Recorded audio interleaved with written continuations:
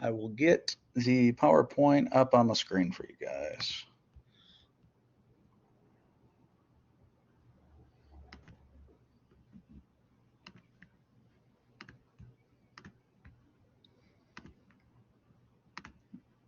All right. And then if someone could just unmute, let me know if this is up. That would be great confirmation. Do you guys see the APA Yes. format? Awesome. So, like I said before, everyone in this class has been writing at a very high level. I was originally going to do this lecture on body paragraphs and kind of how to systematically organize them to maximize their um, ability to kind of use the information you've been researching it and presenting it in a way that's conducive for academic writing. But honestly, everyone's been doing fantastic with that. And the majority of the comments I've been mentioning on student papers right now is just related to APA formatting. So this entire video is going to be kind of detail oriented, very little tiny things that we're going to focus on. But these are going to be some things that are going to make a big difference when it comes to that APA grading criteria. So I forget what it is for each assignment, but it's about 10 points per written assignment that go to APA formatting and citations. And unfortunately, those are the areas where I've seen most students lose points lately. So hopefully, this video will give you all the answers that you're looking for. And let's go ahead and start with just the general rules. And we're going to go into all of this with a little bit more detail. And some of this you're already going to know, but I promise you, you're going to learn something new in this video. Um, but some students are further ahead than others right now, so I just kind of want to start from scratch and give everyone the full rundown. So, with APA formatting, you need a cover page. That's going to be page one of your document. We're going to go over that in the next slide. Page numbers in the upper right hand corner, 1 inch margins. This should be the default setting if you're using the newest version of Microsoft. But if you do have Microsoft Office 2003, the margins are going to be a little bit different. I believe those margins have the left and right margins set to 1 1/4 inch. So it might look a little bit more wide on the sides of the paper. And for some students, I already pointed this out in their last assignment. So if you did happen to get that notification and your feedback from me, just make sure you change the margins to normal, and that should be 1 inch all around. The preferred font style is going to be Times New Roman. There's a couple other preferred or acceptable fonts, but Times New Roman is the most popular. 12-point font with the body paragraphs left aligned. A double spacing should be applied throughout the entire document. That's the cover page, the body text, and the reference page. Uh, Half-inch indentations should be used for every new paragraph. And the quickest way to do this is the tab key. I know some of my older students in here that are used to, I mean, some of you guys did grow up with keyboards or typewriters in an era before the tab key existed. So you don't have to hit the space button, you know, 5, 8, 6 times, whatever you guys were taught back then. All you have to do is hit the tab key once. It'll give you a perfect half-inch indentation every time. And then, of course, you need to have citations and a reference page. These are the very basic general rules of APA formatting that simply just won't change. So the cover page, let's take a look at that. So this is what your cover page information should look like, kind of zoomed in. Your title is going to be in bold font, and notice none of the other lines will have bold font, just the title. There's going to be your name. There's going to be the department. So whatever degree program you're in, you could put that for the department. So if you're in the fire science degree, you could put fire science and comma Columbia Southern University. You go ahead and put the code name for the course name, you put my name in there, and then the date that you submit the assignment. It's very basic, very simple. Most students in the class have been using this correctly already, so thank you. And if not, I mean, it's just you haven't seen it yet, but now you do. And then, of course, if we zoomed this page out, we would also see the page numbers in the right-hand corner. Some students ask me about running headers. If you don't know what a running header is, that's okay. You don't need them. If you do happen to use one, you shouldn't really, because they're for professional papers that intend to get published. So you might run into that later, like much later in your degree program. Maybe if you're going for a master's degree, they might want you to have running headers on your papers. But for this class, you don't need them, just the page number, and then this information would be fine. And also, this information would be centered vertically and horizontally on your first page. So smack dab in the middle. Nothing else should appear on the page except for that. And then your body text.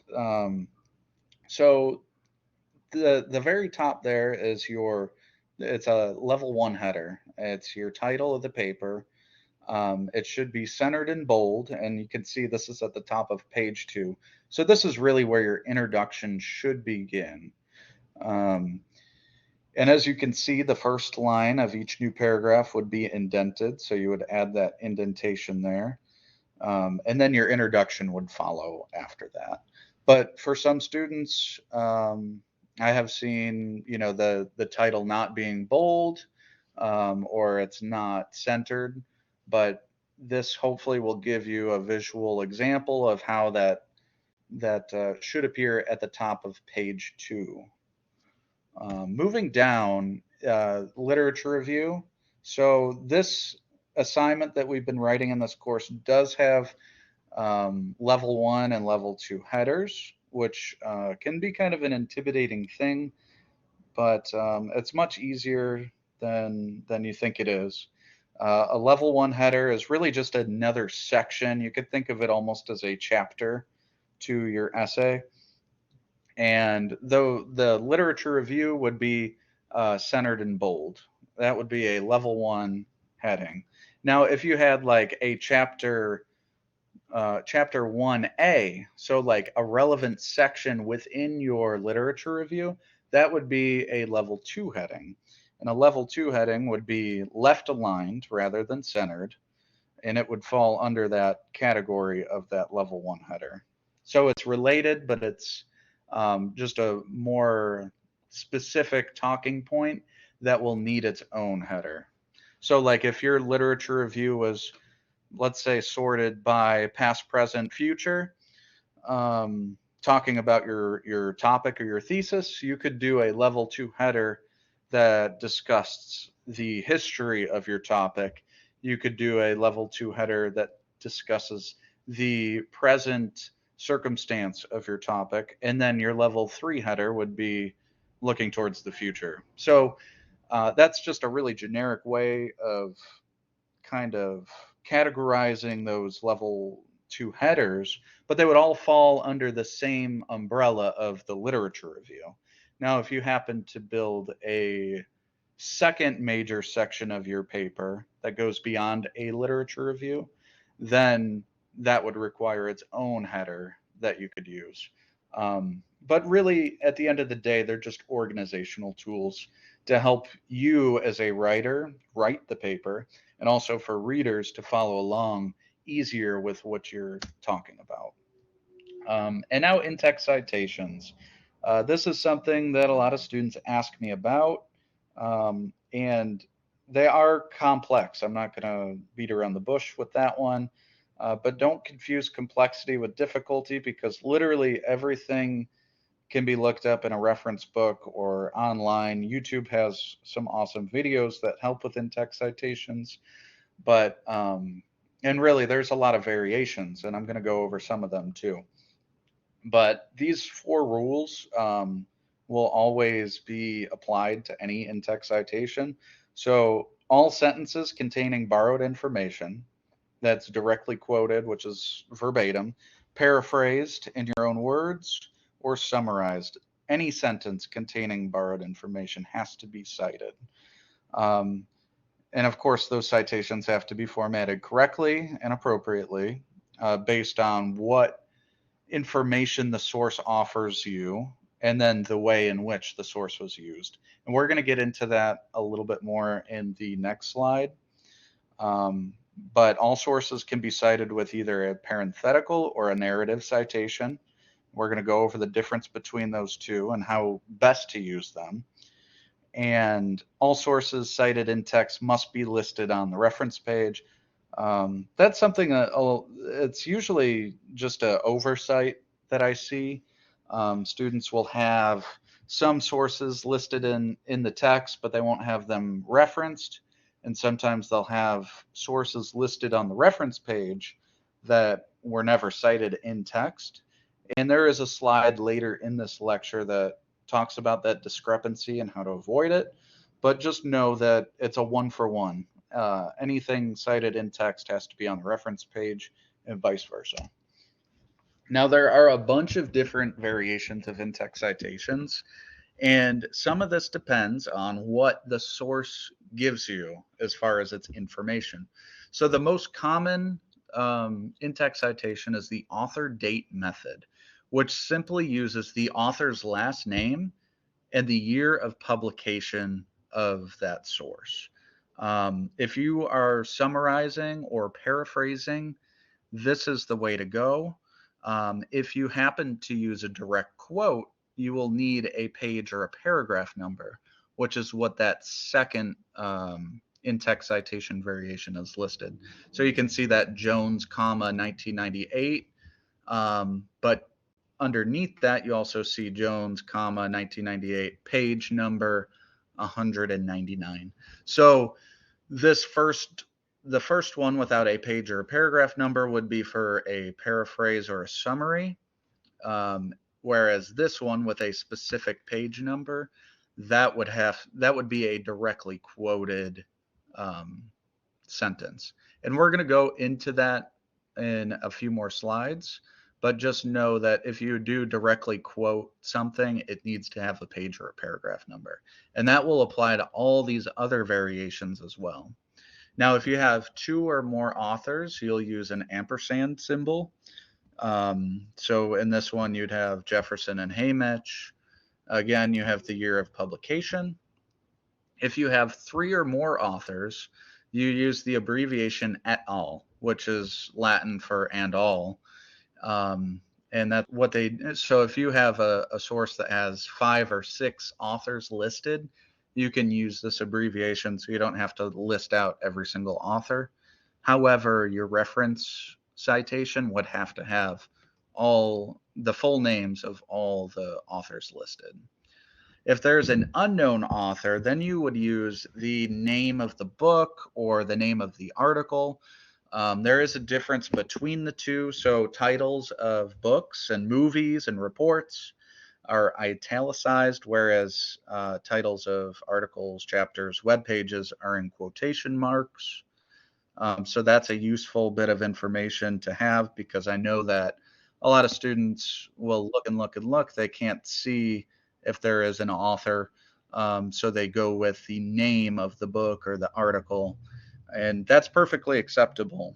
Just make sure that you recognize when to use italics versus using quotation marks.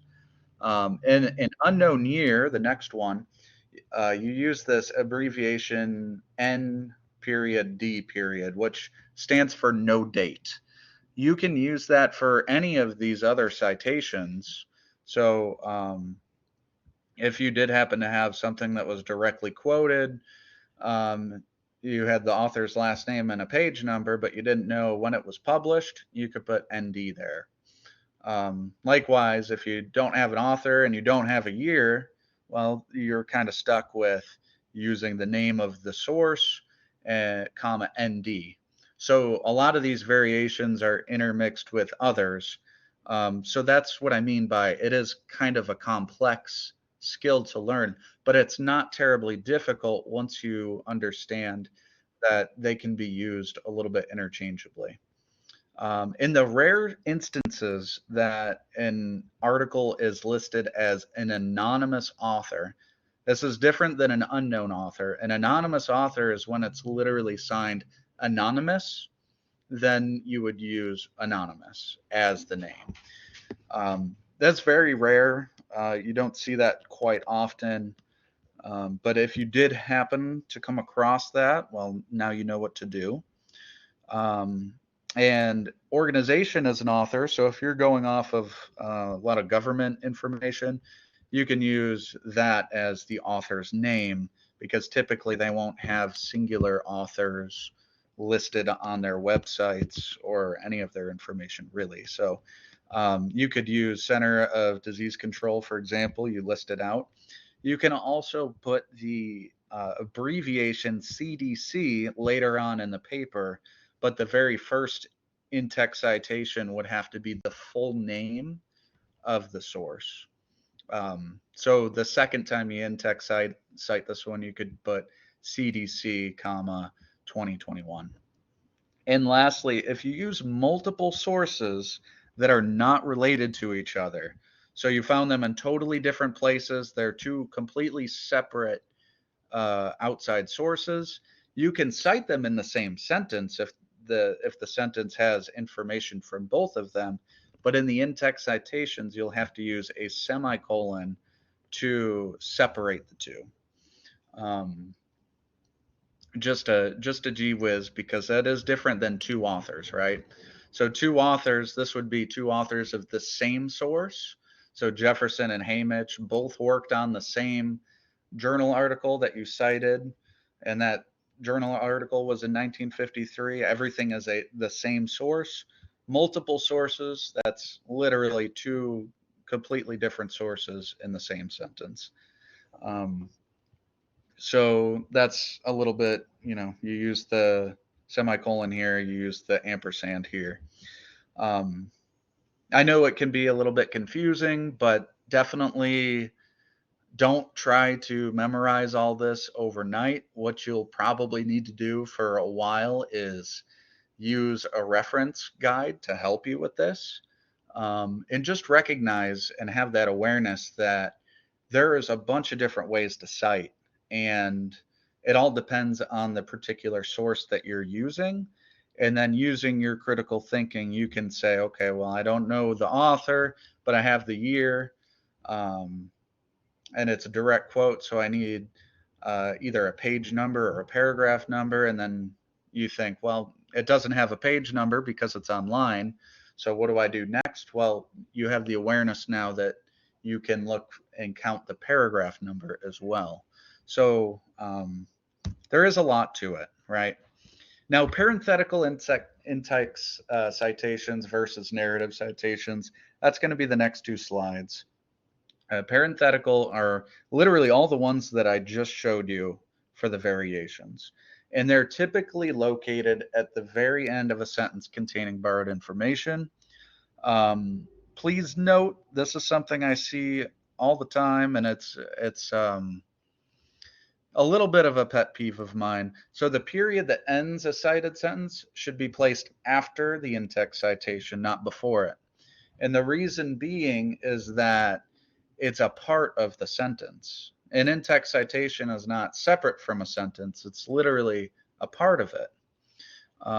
So if you put the period before it, then you start the next sentence with an in-text citation, and it doesn't make sense. So definitely make sure that your cited sentences have the periods placed after the in-text citation, not before them. And I do include a little bit of an example below, and I do explain a little bit how in-text citations work in a sentence and how they look. And if you wanted to take a picture of that for reference, you can. I'm not going to read it all because it's just rehashing what I said on the previous slide with page numbers and using multiple authors. But as you can see, they typically fall at the end of the sentence. Now, a narrative in-text citation is different. So this is typically located somewhere in the beginning or the middle of a sentence containing borrowed information. And I'm going to talk a little bit in the next slide about how you can weave your natural writing voice with quoted material to create a little bit more flow in your writing. But this is a good idea to break up some of the monotony of putting cited sentences with parentheses at the end of every single sentence, because that can get kind of boring to write and it can get a little choppy to read at times. But if you read the example, you can kind of see how a narrative in-text citation is weaved into a sentence. So you can see that the author is no longer in the parentheses anymore. It's a part of the sentence in a more natural way. But the year and the page number and any of that information would still be in parentheses. And you may have come across this reading textbooks in the past or any sort of journals. You've probably seen both of these styles of in-text citations before, and you may have wondered why one of them was in parentheses and one of them wasn't, but now you know why there are some that look different than others. Now, strategic placements of in-text citations. This is kind of taking a step away from APA just for a moment and looking at paragraph structures, because I think it's worthwhile to discuss. Of course, a paragraph is divided into 3 sections. There's a beginning, a middle, and an end. And cited sentences are most effective in the middle of a paragraph. And I'm going to show you why on the next slide. So in its simplest form, this is how a body paragraph is structured.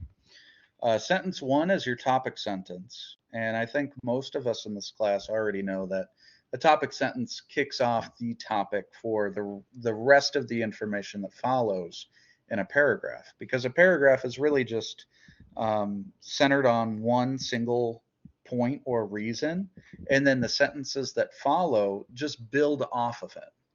And then, of course, we have the big chunk in the middle, which is sentences 2 through 5. And then sentence 6 is your transition.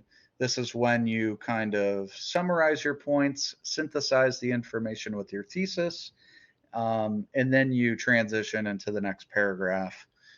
So cited sentences, we can look at this, right? So why wouldn't we want to start off a paragraph or end a paragraph with a cited sentence? So typically a cited sentence is going to be very specific, and it's something that can leave readers hanging without some sort of explanation or some sort of preamble explaining why it's important. Especially when you try to link all your body paragraphs back to your original thesis statement and your introduction. It can be really difficult to follow along, not only while you write the paper, but also for readers to follow along when sentences 1 and 6, your beginning and your end, are cited. That's why sentences 2, 3, 5, and I'll explain sentence 4 here in a second, but 2, 3, and 5 are probably the best places to add a cited sentence into your paper.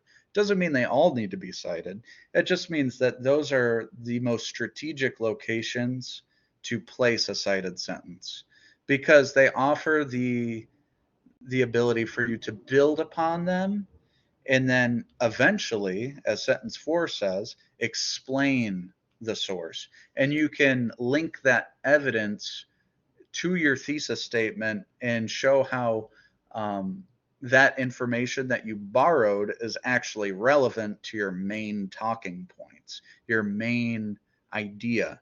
And that's also what sentence 6 does as well. It's very similar. It's not the same thing as explaining the illustration and that specific evidence, but you expand it into a bigger picture where you look at the paper as a whole. Why was this topic important at all? And why is this evidence important at all? Um, so really what you want to avoid here is letting your cited sentences kind of dangle. You don't want them to be isolated. You want them to be surrounded with a strong foundation where you link it to the rest of your paper. Otherwise, I mean, you're just rehashing what someone else already wrote, and it's like, well, how does this connect? How does it connect to your argument? Um, Now, an appropriate ratio of cited to originally written sentences, I think this is something worthwhile to cover. And these are just rules of thumb. These are not hard and fast rules that you have to abide by. But typically, 1 in every 5 sentences should be cited for a lower level course. 2 out of 7 sentences should be cited for higher level courses. So that means roughly 1 to 2 outside sources per body paragraph should be cited. I think that's an appropriate ratio. And the reason why I want to touch on this is because this could go one of 2 ways. I've seen students have hardly any outside sources cited in their papers. And then they'll have one paragraph where it's every single sentence is cited, and it's not a very proportionate ratio. And I've also seen the opposite where every single sentence in a paper, it seemed, was cited. And it made me question, well, how much of this was actually from their own mind? How much of this did they actually think about themselves? Or are they just rehashing all the research that has already been out there? So there has to be a balance between research and how you present it. And you want to stay in that happy medium. And this is pretty a good guideline because as you go into higher level courses, they're going to expect you to have, 10 plus outside sources listed in your references.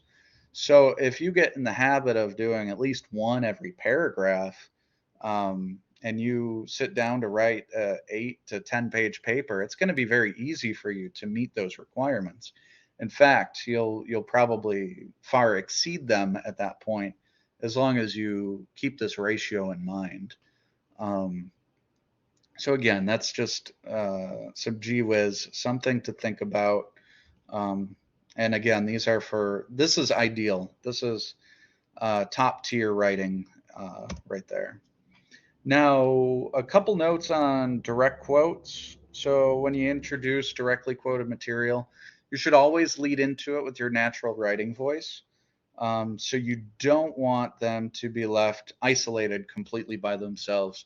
And what this means is, let's say you start a sentence and it begins with quotation marks, and there's your cited sentence. You finish with the end quotation marks and you cite it.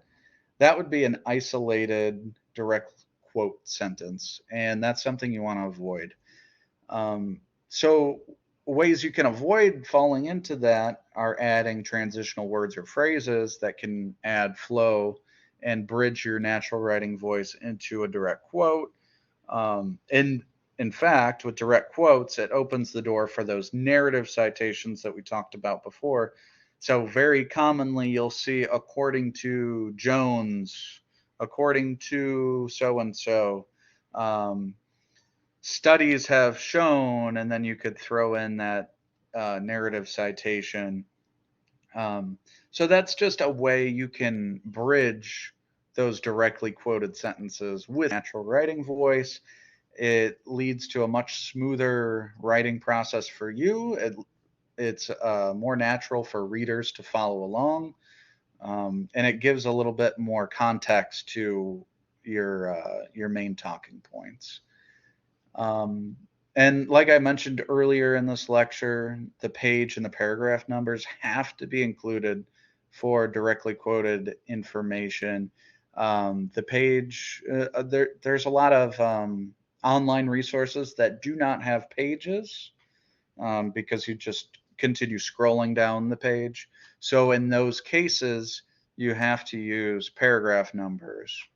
Now, if there are chapters or different sections, you could quote that section and then add the paragraph number so you're not counting to a million. So some online articles are quite long, right? And they might have 20 plus paragraphs, and it would be kind of annoying to have to go back to the beginning and count every single paragraph to figure out where your direct quote is from. But if it does happen to have those different breaks in those paragraphs, there are ways you can cite that specific chapter and then count the paragraph number in that chapter. Um, Now, exceedingly long quotes. I haven't seen that so much in this course, but I have seen it before. Um, Now, exceedingly long is a bit arbitrary, but 40 words is pretty long. Um, Technically, if you have a quote that is longer than 25 words, it needs to have something called block quotations. Now, that's not really appropriate for the length of the papers that we're writing right now. Um, but just know that if you do happen to use a very long quote, there are additional formatting considerations and requirements that you'll have to look up. And they are called block quotations if you're interested in looking that up on your own. But really, we shouldn't be using those excessively long quotes in this course because the length of your directly quoted material should be proportionate to the length of the assignment. For example, if I issued a one-page paper, that would only be about 2 paragraphs, maybe. And if one of those paragraphs is 75 or 80% of just a long quote, that's very disproportional to the assignment's objective. So as you write longer papers in the future, like 10 plus pages or 20 plus pages, then the length of those directly quoted pieces of information you borrow from outside sources can become more appropriate. You can start integrating those block quotations and those quotations that might be 40 plus words. So in this course, given the length of our paper, we really shouldn't need to dive into any block quotations or exceedingly long quotations. Paraphrasing. So what is paraphrasing? It's when you restate a source's ideas in your own words. So loosely basing your information on the source that you borrowed it from. And when you use a paraphrase or when you paraphrase information in your paper, obviously you have to cite the original work, and you can do that with a narrative or a parenthetical citation.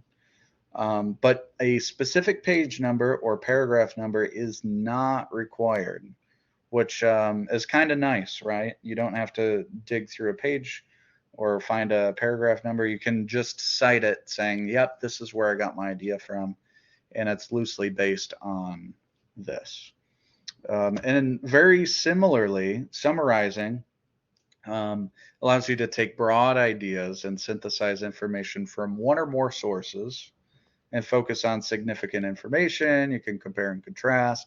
When you do summarization, oftentimes you will use that variation of the in-text citation of 2 or more authors from separate sources. So that's the one that I talked about before with the semicolon, not the one where it has the ampersand.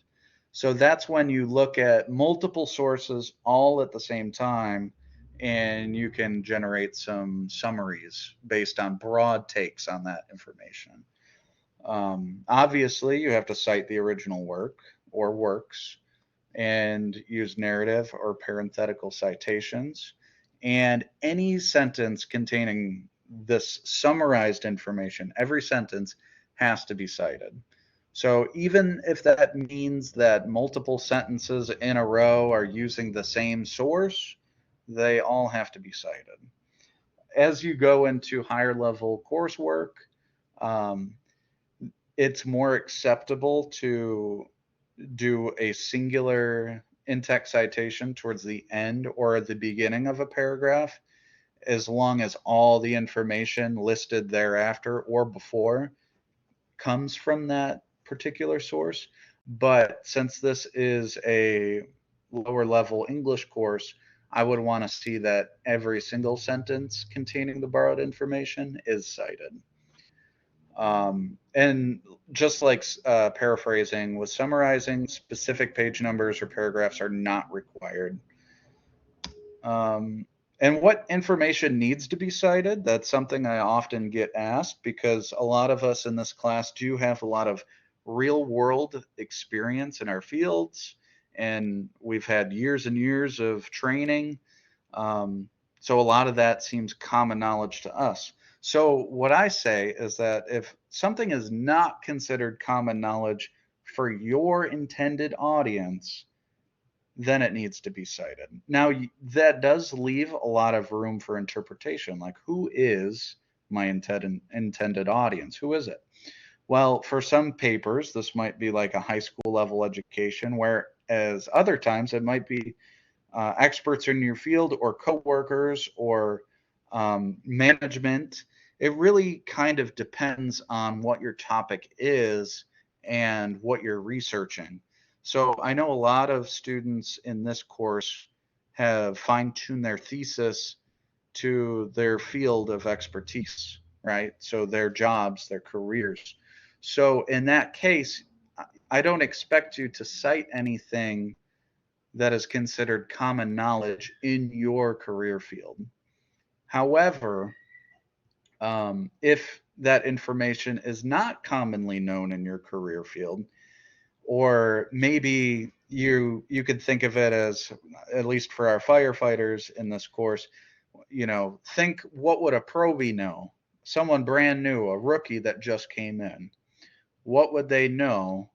And you could base what needs to be cited based on that assumption.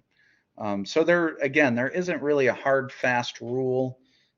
General academics would say high school level education, but I like to be more realistic with it and think, well, what would people in your career field, what would they have to say about it? What would they think is common knowledge? But if you're ever unsure, just cite it. When in doubt, cite it. What can be found or what can be cited? There's a lot more than you think. So lecture notes, for example, can be cited. This PowerPoint presentation that I'm giving you can be cited. Any videos that you see on YouTube could be cited. Something that a lot of students don't know is that unpublished manuscripts or workplace documents. So if you have SOPs and SOGs in your workplace, you can cite those using APA format.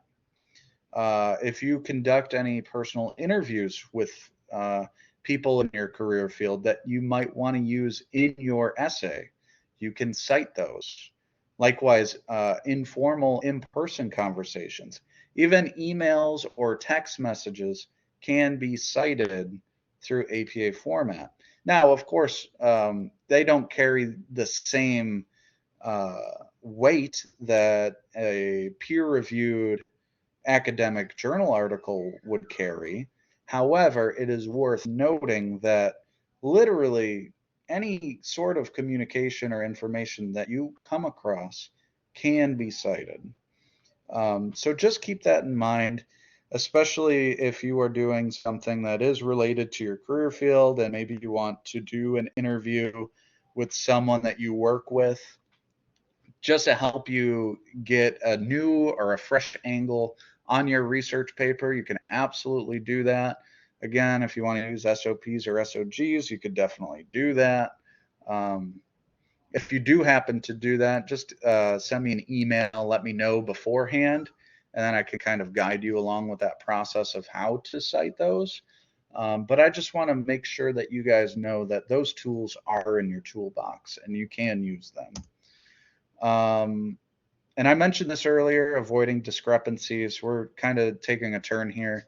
away from in-text citations, and we're going to talk about the reference page here in a moment, but the discrepancy, right? So all sources cited in text have to be listed on the reference page, and the inverse of that is also true. So all sources listed on the reference page have to be cited at least once somewhere in the text.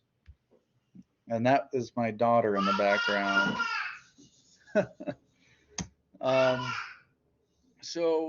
Reference page formatting, this is kind of what your reference page should look like.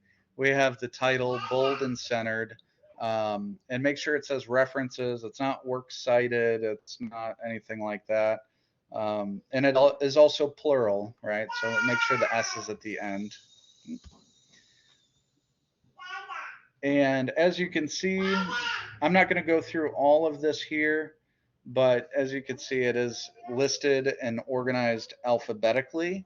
So there are no numerical ordering. There are no footnotes in APA format. So it's not based on the appearance of the sources in the paper. It's alphabetical. And there is this thing called hanging indentations applied to each of them. To do that, you just highlight them, right click, go to paragraphing, and you can change the indentation there. It would be under special. You can find some short YouTube videos on how to do hanging indentations, but it's quite easy to do.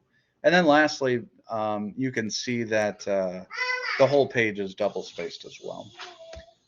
Now, this is a final note. This is the last slide here. It's a note on uniformity.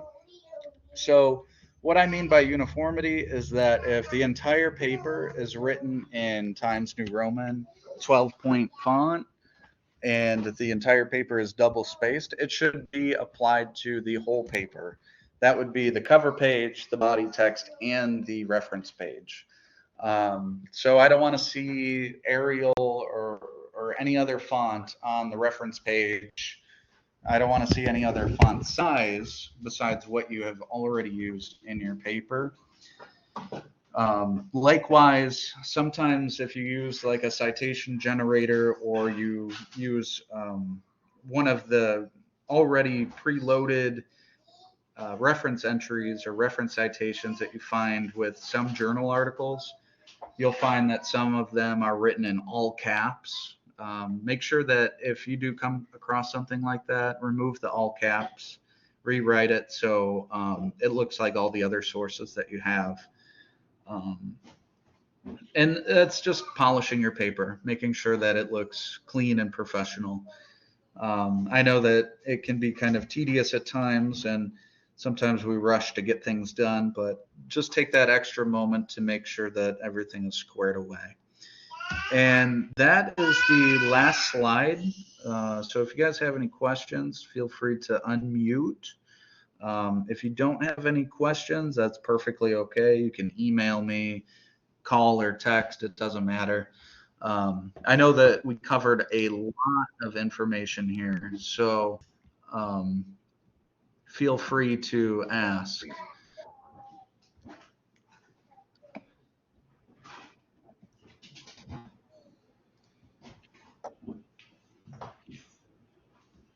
You guys have any questions? Amy, I see that you raised your hand. You can go ahead and ask. Can you hear me? Yes, yes, okay, I can hear you. 100% sure if my microphone was working.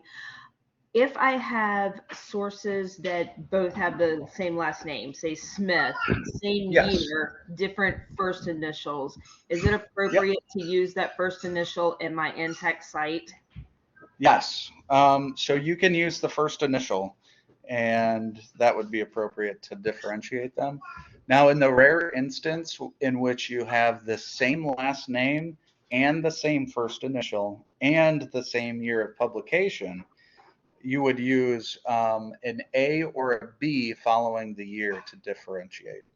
Okay. So like if you had like a Smith, comma, S, period, so that's last name, first initial, comma, 2023, you had two of those, then you could add a 2023A and a 2023B.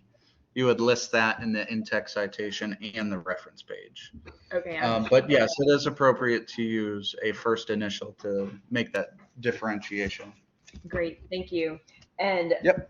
totally not class related, but can you pronounce your last name for me? Yes. It's a Reederer. Okay. I was Yep. trying to put the French spin on it and it wasn't working out. Oh, yeah. I could see that. Thank you. And I You're very welcome. appreciate all the information. I'm enjoying the class. Oh, that's excellent. I'm glad to hear your positive feedback. I appreciate it. Does anyone else have any other questions? If not, that's perfectly okay. Like I said, you can send me a message in the classroom afterwards or whatever. It doesn't matter. So if that's it, then you guys have a good rest of your day. And I'll see you guys again in class. Thank you. You're very welcome.